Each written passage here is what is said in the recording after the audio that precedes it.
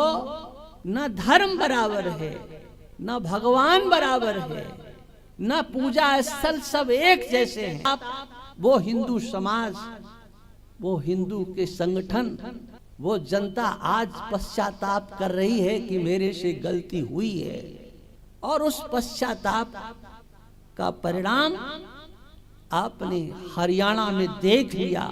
वो पश्चाताप का परिणाम था, और वही पश्चाताप का परिणाम अब पूरे देश में देखने को मिलेगा। पूरे देश का हिंदू अब संगठित हो चुका है, और इस केवल तालियां बजाने से धर्म की रक्षा, समाज की रक्षा, राष्ट्र की रक्षा नहीं होगी।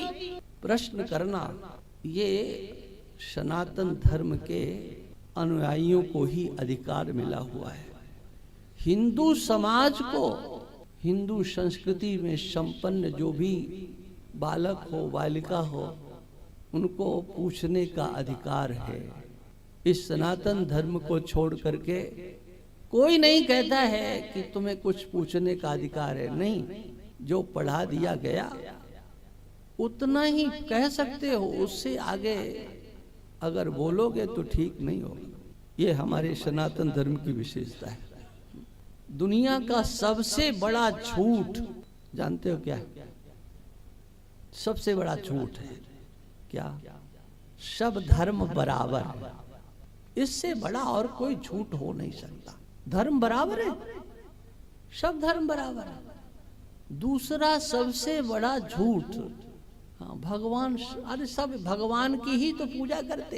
ये थोड़ा सा पढ़ लिख जाते, डिग्रियां हाथ में आ जाती हैं, उनकी ऐसी बुद्धि खराब होती है कि कहेंगे अरे भगवान तो एक ही है।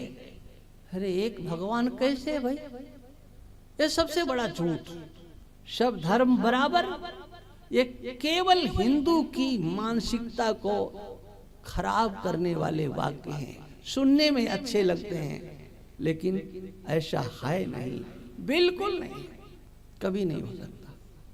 भगवान बराबर, सब भगवान। बोले वहां पर भी आराधना होती है, और मंदिरों में भी आराधना होती है, गिरजाघरों में आराधना होती है।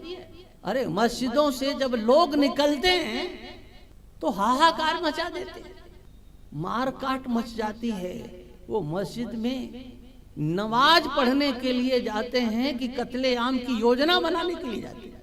सब बराबर, और हिंदू की आंखें फिर भी नहीं खुलती। कैसे बराबर हो सकता है? आपने कभी अनुभव किया? आप बिहारी जी के दर्शन करने जाओ या और किसी मंदिर में जाओ, भीड़ होती है, हाँ? बहुत धक्का मुक्की होती है। कोई दूसरा आपको धक्का देता है तो आप कोई कमजोर थोड़े ही पड़ते हैं, आप भी किसी को देते हैं। धक्का में से धक्का, वहां तक आप किसी तरह से पहुंचते हो। भगवान का दर्शन करने के बाद सोचो, क्या आपको किसी को धक्का देने की मन में इच्छा होती है? कष्ट होता है दर्शन करने, लेकिन दर्शन करके निकलते हैं मंदिर के बाहर, उस समय भक्तों का चित्त कितना प्रसन्न होता है, कितना शांत होता है। ये हमारे मंदिरों में बैठे हुए भगवान के दर्शन का फल है। और उनकी मस्जिदों में जाते हैं, और जब निकलते हैं तो उधर से आगजनी करते हुए, मारते हुए, काटते हुए। एक जैसा भगवान, अरे कैसे एक जैसा भगवान भाई? हमारा भगवान हमारे हृदय में रहता है, मंदिर में रहता है, साकेत में रहता है, गोलोक में रहता है, सब जगह रहता है। अनेक प्रकार के अवतार धारण करता है, अनेक प्रकार की लीलाएं करके दुर्जनों का दमन करता है, सज्जनों का संरक्षण करता है। बताओ, उनके यहाँ कोई अवतार होता है, साक्षात्कार होता है? वो तो सातवें आसमान से नीचे उतरता ही नहीं है। तो भैया भगवान कैसे बराबर कैसे? इसलिए ध्यान रखो हिंदुओं, न धर्म बराबर है, न भगवान बराबर है, न पूजा स्थल, सब एक जैसे हैं। आप जैसे मंदिर, पूजा स्थल, आप जैसी उपासना, आप जैसा धर्म, आप जैसा कोई नहीं है। आप पूरे विश्व में सर्वश्रेष्ठ हो। आप सनातन धर्मी हो, आप सर्वश्रेष्ठ हो। आपको अभिमान होना चाहिए, हम हिंदू हैं, हम सनातनी हिंदू हैं। आपको इसका अभिमान होना चाहिए। इसलिए हम लोगों को जागृत होना है। बहुत बड़ा संघर्ष का समय आ रहा है, ध्यान रखना। आप हो सकता है बहुत कम समय में आपके सामने वो संघर्ष आ जाए। बहुत बड़ा संघर्ष होने वाला है। इसलिए हिंदुओं, किसी को मारने का प्रयास नहीं करना। हम तो इतना कहते हैं कि कोई तुम्हारी इज्जत पर हाथ डालता है तो उससे लड़ने का साहस जरूर जुटा लो। तुम्हारे प्राणों पर हमला करता है तो अपने प्राणों को बचाने का साहस जरूर करो। और वो समय बहुत जल्दी आ सकता है। उन लोगों के सपने कैसे हैं, आप कहोगे क्या सुना रहा हूं? अरे सुना रहा हूं इसलिए कि सुनो। अभी 2 दिन पहले इंदिरा गांधी स्टेडियम दिल्ली में एक बहुत बड़ी सभा हुई मुसलमानों की। टेलीविजन वाले पूरा नहीं दिखाते हैं, दिखाएंगे भी हाँ, तो जो बातें मुख्य हैं वो वहां की नहीं आ पाती हैं। उन्होंने कहा कि इस धरती पर मुसलमान पैदा हुए, इसी भारत की धरती में सबसे पहले नमाज पढ़ी गई। ये धरती हमारी है, ये धरती उनकी है। उनकी धरती थी तो ये पाकिस्तान के विभाजन कैसा हुआ? तुम इस धरती पर रहते, तुमने तो इस देश के 2 टुकड़े करा दिए। तुम्हारी धरती कैसे? और टुकड़े कराने के लिए आप सोच रहे हो क्या? 100 करोड़ हिंदुओं को 20 करोड़ों ने चैलेंज किया है। ये बहुत बड़ी चुनौती है। 100 करोड़ हिंदुओं को आपको चैलेंज किया गया है, आपको चुनौती दी गई है।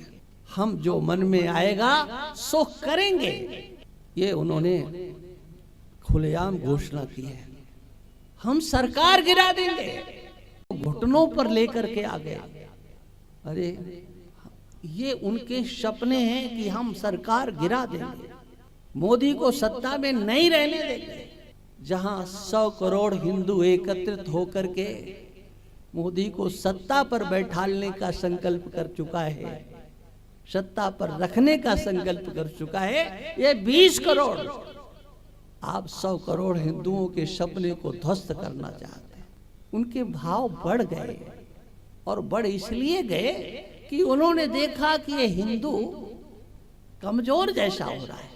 अब की बार बहुमत नहीं मिला, मानता हूं गलती हुई, और उसका पश्चाताप वो हिंदू समाज, वो हिंदू के संगठन, वो जनता आज पश्चाताप कर रही है कि मेरे से गलती हुई है।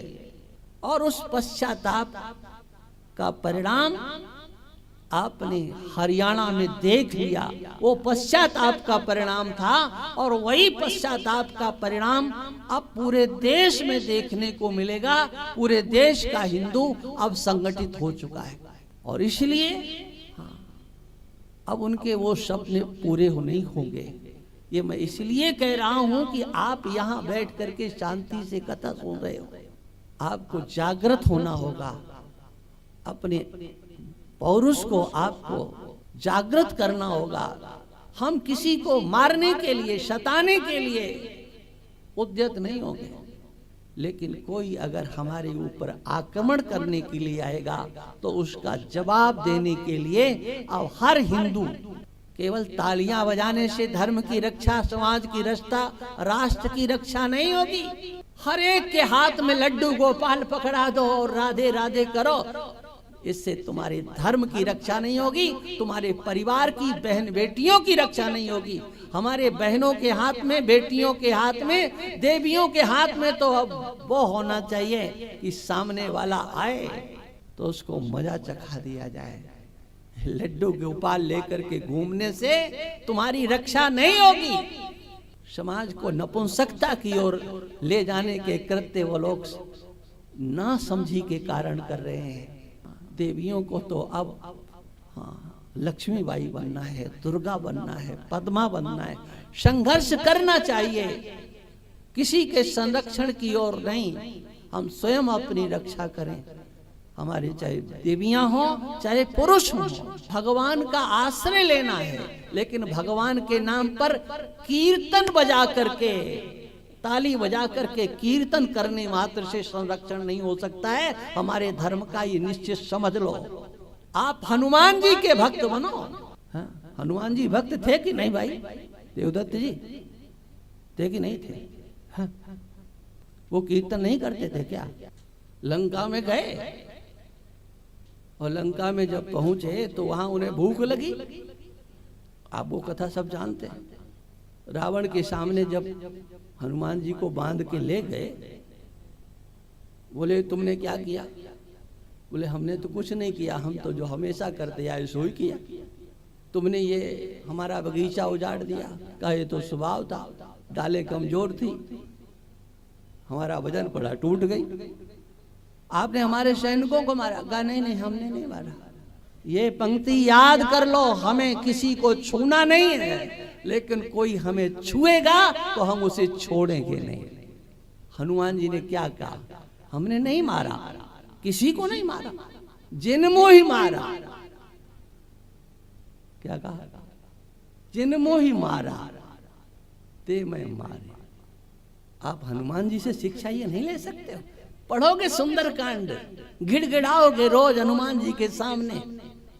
आज धर्म संरक्षण की बात है, राष्ट्र संरक्षण की बात है, इसलिए हनुमान जी की ये पंक्ति हर हिंदू के हृदय में रहना चाहिए। हम किसी को छुएंगे नहीं, लेकिन कोई हमको छूने की चेष्टा करेगा तो हम उसे मजा चखाएंगे। जिनमो ही मारा ते मैं मारे। क्लैब्यम मास्म गमः पार्थ। अपने स्वजन संबंधियों को मारने में अर्जुन कतरा रहे थे। भगवान ने कहा ये तुम्हारी नपुंसकता है, ममता है। जो धर्म के विरुद्ध हो, धर्माचरण से शून्य हो, वो तुम्हारा कैसे हो सकता है? सोचो, धर्मात्मा भीष्म को सरसैया पर सुला दिया गया, तो फिर ये कौन हमारे लगते हैं? ये कोई नहीं लगते हैं। इसलिए आवश्यकता है हमको आपको जागृत होने की। कथा तो आप सुनते हो, हम भी सुनाएंगे, लेकिन कथा से पहले जो हमारी अपनी बात है वो भी सुना दे। आवश्यक है, सुनो आप। आज आवश्यक है अपना संरक्षण करना। योगी और मोदी जो कर रहे हैं वो तो कर ही रहे हैं। उन्होंने जो आदेश संदेश दिया है वो प्रत्येक हिंदू के हृदय में उतरना चाहिए, दूसरों को समझाना चाहिए। उन्हें क्या चाहिए? योगी जी के कोई बाल बच्चे हैं, वो संगठित होने की बात किसके लिए कह रहे हैं? मोदी जी के कौन है? कोई परिवार है, समाज उनका क्या है? जो कुछ है आप सब उनके हो। इसलिए उनकी आवाज, उनकी वाणी हमारे हृदय तक जाए। इस कथा के माध्यम से मैं उनका एक नंबर का समर्थक होने के नाते ये बात कह रहा हूं। मुझे क्या लेना देना है जी? मैं भी बोल सकता हूं ओम शांति शांति शांति। काहे की शांति जी? अरे हम शांति शांति बोलते रहे और वो हमारे ऊपर प्रहार करते रहे। इसलिए आप सब कथा के माध्यम से इस चेतना को भी जागृत करो